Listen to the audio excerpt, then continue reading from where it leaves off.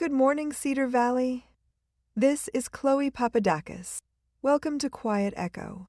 I plan rooms for a living. When the barbecue is in Marianne Park, or the dance is at the Olsons, or the cultural exchange is in the church basement, my job is to fill the room and watch what it does. I am the woman in the back, counting heads and how long people stay. Long enough to notice things. The thing I have been noticing for the past few years is attention. There are statistics about attention you may have read. The average human attention span on a screen is now 47 seconds. Americans check their phones 205 times a day. Deep reading is down 39% in the last 10 years. The numbers are real. I see them in my own hand. I am 28, and I am of the generation everyone is writing about. But I want to tell you what I have also been seeing, because it is in the same room as the first set of numbers, and almost never gets named in the same breath. The young people of Cedar Valley are coming to my events. They are coming to the dances, the cultural exchanges, the awards nights, the lectures. They are coming to the things their parents come to. Not all of them, not every time, but more of them than the year before, and more of them than the year before. I keep track. It is not just my events. Library visits among my generation are up 71%. 2/3 of young readers say a book app called Book Talk inspired them to read a book they would not have picked up otherwise. Independent bookstores are growing for the first time in years. The print novel, declared dead more times than I can count, has been quietly resurrected by people younger than 30. Two true things. The phone is taking our attention in pieces of 47 seconds. The young people the phone was supposed to capture forever are walking into libraries, picking up novels, and sitting through 2-hour cultural exchanges. I have come to believe both at once. The phone is doing what the headlines say, and it is not. Attention has not died. It has become earned. I want to spend a little time on what earned means, because I have been at this long enough to have learned a few of the rules. They are not my rules. The rooms themselves taught me, over a number of evenings I would rather not count. The first rule is the speaker. The speaker has to be a person talking, not reading, not performing, not lecturing from slides. When a person in a room talks to the people in front of them, the people in front of them put down whatever was in their hands. When a person reads from a page, the people in front of them quietly reach for the phone. This is true at 28, and it was true at 60. The phone did not change it. The phone just made the cost of doing it badly more obvious. The second rule is the food.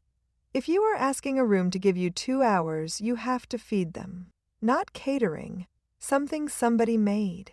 The Greek lentils my mother sent over for the last cultural exchange did more for the evening than my entire planning binder. People who have been fed by another human being's hands cannot, for some reason, keep scrolling.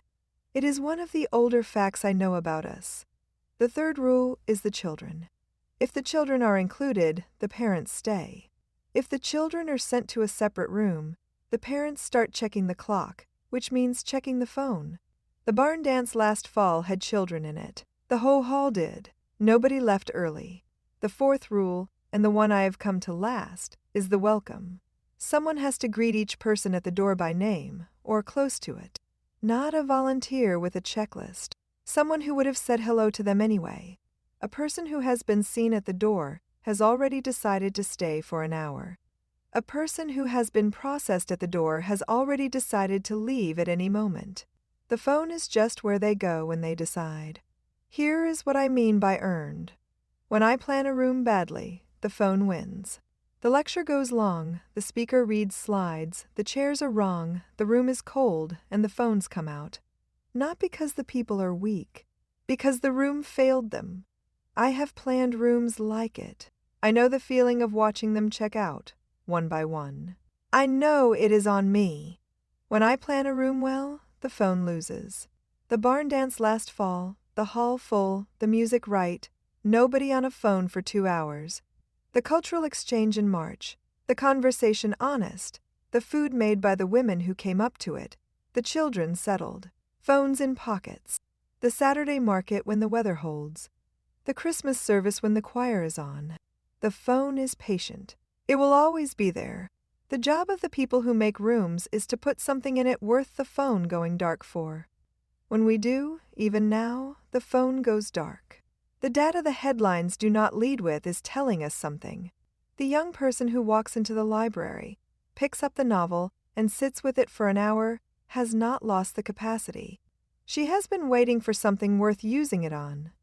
So this is what I want to say to the older people of Cedar Valley who worry about us, and you know who you are, and we love you for worrying. We are not gone. We are choosing more carefully. The room has to be worth it. Make the room worth it. We will be there. Cedar Valley News has a Facebook group. There is a conversation going on. Tell us about a room worth the phone going dark for. I will put the link in the show notes. This is Chloe Papadakis, your host for today's Quiet Echo. Thanks for listening. Quiet Echo is part of the fictional Cedar Valley News series, written by Evan Swenson, publisher, and Claude Marshall, AI developmental editor. While the people in town of Cedar Valley are fictional, the attention span data, the library visit and book talk findings, and the independent bookstore growth referenced in this podcast are real. You've been listening to the Cedar Valley News Podcast, where small-town voices meet the headlines shaping our world.